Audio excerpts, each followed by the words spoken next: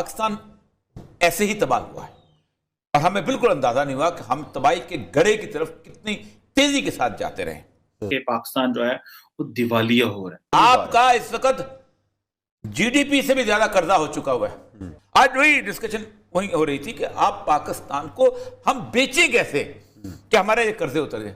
पाकिस्तान के पास देखने के लिए क्या है? नथिंग, सिर्फ एक, दैट इज न्यूक्लियर प्रोग्राम। कोई और चीज नहीं है आपके पास। और अगर आप इस वक्त सिक्योरिटी को इसके साथ नथी नहीं करते तो आपका nuclear programme that you have to sell it out. फिर देन ये बहुत बड़ा। आज की वीडियो में पाकिस्तान मीडिया में बात हो रही है पाकिस्तान के कर्जे के बारे में। अब जैसा कि हम जानते हैं कि जब से पाकिस्तान का जन्म हुआ है तब से पाकिस्तान में सिर्फ और सिर्फ मजहबी सोच ही चली है। अब जैसा कि आप जानते हैं कि जब से पाकिस्तान बना है तब से पाकिस्तान पर सिर्फ और सिर्फ मजहबी सोच ही हावी रही है। इसकी वजह से पाकिस्तान वो कभी वो तरक्की के रास्ते पर चढ़ा ही नहीं और शायद इसीलिए पाकिस्तान कभी भी वो तरक्की कर ही नहीं पाया वो जो शायद कर सकता था। पाकिस्तान कोई छोटा देश नहीं है, 22 करोड़ की आबादी वाला मुल्क है और पाकिस्तान ऐसी जगह पर है कि उसको बहुत कुछ फायदा होने वाला था। पर पाकिस्तान ने हमेशा मजहबी ताकतों के आगे घुटने टेके। पाकिस्तान की मजहबी सोच की वजह से ही पाकिस्तान ने हमेशा भारत को अपना दुश्मन माना। पाकिस्तान ने ही आतंकवाद को जन्म दिया और उसको बढ़ावा दिया और उसमें न जाने कितने सारे पैसे भी डाले। पाकिस्तान ने शायद सोचा होगा कि आतंकवाद के जरिए वो भारत को तोड़ने में कामयाब हो जाएगा, पर ऐसा कुछ भी नहीं हुआ। टूटा तो है पर वो सिर्फ और सिर्फ पाकिस्तान। फिलहाल पाकिस्तान अपना ही किया भुगत रहा है। इसी विषय को लेकर पाकिस्तान मीडिया में और भी क्या चर्चा हो रही है वो देखने के लिए शुरू करते हैं इस वीडियो का अगला भाग। सब जिक्र कर लेते हैं कौमी सलामती की पॉलिसी का, जिसके अंदर जो मेन उसका नुक्ता है कि अगर मैशियत ताकतवर नहीं तो सलामती की गारंटी नहीं हो सकती। जब तक आम आदमी माशी, समाजी और कानूनी हालत से मुतमईन नहीं होगा, मुल्क की सिक्योरिटी को खतरा लाहक रहेगा। देखिए, आज आम आदमी पर फोकस किया गया है, सलामती जो वो पॉलिसी है उस हवाले से। वो आम आदमी और ना मीडिया को इसका अंदाजा है कि मुल्क किस जगह पे खड़ा है। पाकिस्तान ऐसे ही तबाह हुआ है और हमें बिल्कुल अंदाजा नहीं हुआ कि हम तबाही के गड़े की तरफ कितनी तेजी के साथ जाते रहे। 116 अरब डॉलर जो हैं ये आपका है एक्सटर्नल डेट, सही है, और 204.77 अरब डॉलर है आपका इंटरनल डेट जो आपने मुल्की कर्जों से लिया। पाकिस्तान के पास देखने के लिए क्या है? नथिंग, सिर्फ एक, दैट इज न्यूक्लियर प्रोग्राम। कोई और चीज नहीं है आपके पास।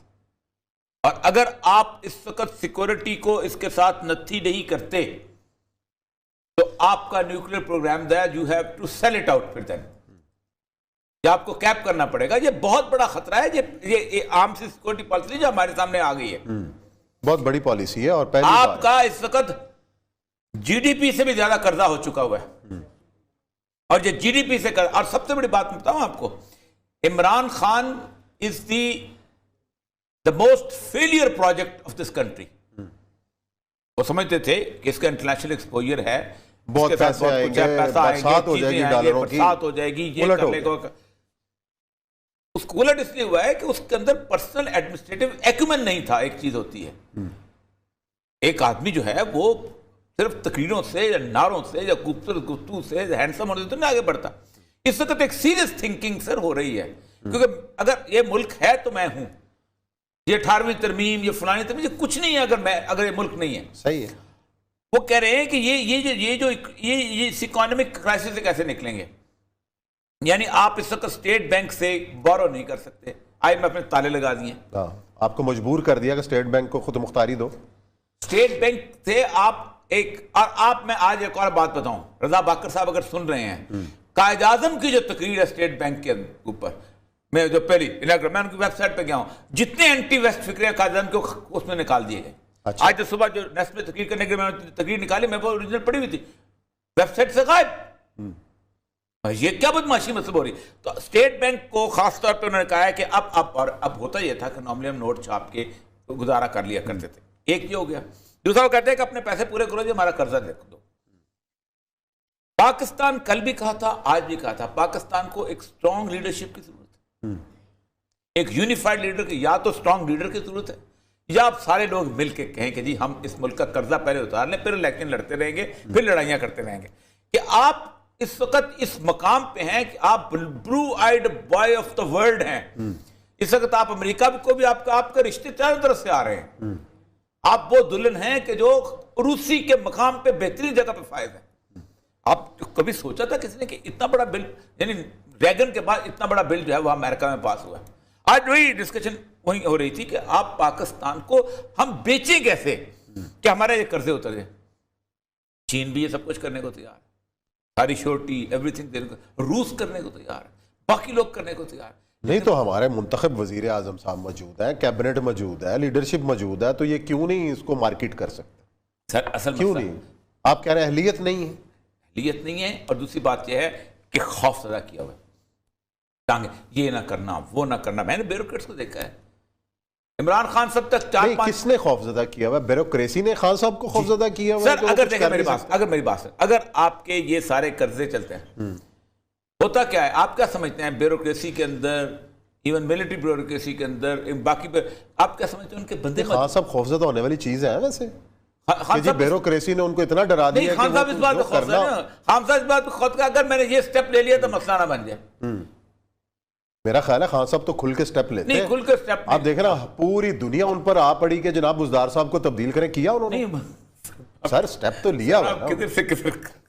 सर ये जागीर तरीन लोग नहीं है, इन पे खान साहब मतलब जो IMF के पास गए हैं, तो आपका कहना यह है कि ब्यूरोक्रेसी लेके गई उनको कि खान साहब जाएं? हाँ, अगर ब्यूरोक्रेसी खड़ा कर देती उस वक्त कि हमने नहीं जाना IMF के पास, 10,000 तो उस्मान साहब मिसालें दी हैं आपको। मैं आज उनको विश्वास साहब को ये कहता, मैंने कहा कभी किसी ने उनको पढ़ाया है टुसा की मूवमेंट क्या थी, उनको पढ़ाया अपना निकरागुआ ने क्या किया था, उनको पढ़ाया इक्वाडोर ने किया था। उस्मान साहब कहते वो सुने तो तब है ना, और सबसे बड़ा जाए कि आपको एक्सेस नहीं होने देते ये लोग। अच्छा, इन सारों के मफादात वेस्ट के साथ वाबस्ता है, किसी के बच्चे वहां पर पढ़ रहे हैं, किसी की शादियां वहां पर हुई है, किसी का कारोबार वहां पर चल रहा है, किसी के रेंचेस वहां पर लगे हुए हैं। ये कहते हैं हम पाकिस्तान इसी तरह क्रचिज में रहे, उनको कोई दिलचस्पी नहीं। डॉक्टर कबीर खान क्या कहता है, कहता है जब मैं यहां पर आया तो मुनीर अहमद खान ब्यूरोक्रेट था, तो मैंने कहा कि मैंने इस काम के लिए मुझे 4,500 रुपये पे रख लिया। तो रोज मुझे कहता था, रोज उस किताब में लिखता है ये भुट्टो का दिमाग खराब है, एटम बम बनाना, एटम बम बनाना, वो खाओ खाओ ऐश करो। यहां भी यही होता है, ये दिमाग खराब है पाकिस्तान में, यार कभी हम दुनिया में निकल सकते हैं सुप्रीमेसी से? खान साहब क्या बात करते हैं, ये ऐसे ही चलता रहता है, दुनिया में सारे ऐसे चलते हैं। सऊदी अरब निकला है, कतर निकला है, दुबई निकला है, ये निकला है, सर इनके साथ ही हमने चलना है, इन्हीं के साथ। आप चाइना को देखें, कितनी रिग्रेसिव फोर्स है, ना हम जुबान जानते हैं, ना वो ये करते हैं, हमारे बच्चे कहां जाके पढ़ेंगे, हम क्या करेंगे, हम दुनिया से अलग हो जाएंगे। पता ऐसी ऐसी उसके सामने तबीर, ये तो मैंने देखा है इनको सारों को बात करते हुए, और यही सूरत है। अच्छा चले, आपने अब आएगा, आपने फैसला कर लिया, अब आप कहते हैं कि लीडरशिप वो नहीं है, तो लीडरशिप कहां से आनी है? सर लीडरशिप ना हो, कंसेंसस पैदा किया जाता है। कौन करेगा? ये आप तो साथ बैठने के लिए तैयार नहीं है। खान साहब तो नहीं कर सकते कि मैंने वही कहा ना, Khan Sahab is a failed project, Khan Sahab is a failed project of the democracy. Chairman रहे हैं फेडरल बोर्ड ऑफ रेवेन्यू, उन्होंने कहा कि पाकिस्तान जो है वो दिवालिया हो रहा है या हो रहा है, this entity has gone bankrupt. उन्होंने क्यों कहा, कैसे कहा, मैं कुछ स्टैटिस्टिक्स आपके सामने रखता हूं। पहली बात तो यह है कि हुकूमत ने इस वक्त पाकिस्तान की जीडीपी का 44% का कर्जा ले लिया। अगर आपकी जीडीपी तकरीबन इस वक्त 280-90 अरब डॉलर पे करीब है, 300 अरब डॉलर के करीब है, पाकिस्तान ने 127 बिलियन डॉलर के कर्जे लिए हुए हैं, 127 बिलियन डॉलर, जो कि बहुत बहुत बड़ा कर्जा है। अब जाहिर बात है, हुकूमत ये कहती है कि जनाब हम अगले हर साल तकरीबन 12 अरब डॉलर का कर्जा जो है वो वापस कर रहे हैं, 12 अरब डॉलर का। तो इट मींस कि जब से नई हुकूमत आई है, कर्जे भी उतनी तेजी से आ रहे हैं, जितनी तेजी से कर्जे आ रहे हैं उतनी तेजी से कर्जा वापस भी करना पड़ेगा। अब अगर 127 अरब डॉलर के कर्जे इन्होंने ले लिए हुए हैं और 55 अरब डॉलर हुकूमत ने कर्जे टोटल वापस करने हैं अपने टेन्योर में, तो अगली आने वाली हुकूमत के लिए तो फिर और कर्जे बढ़ गए। वो जैसी हुकूमत आएगी उसके लिए कर्जे जो हैं वो तैयार बैठे होंगे।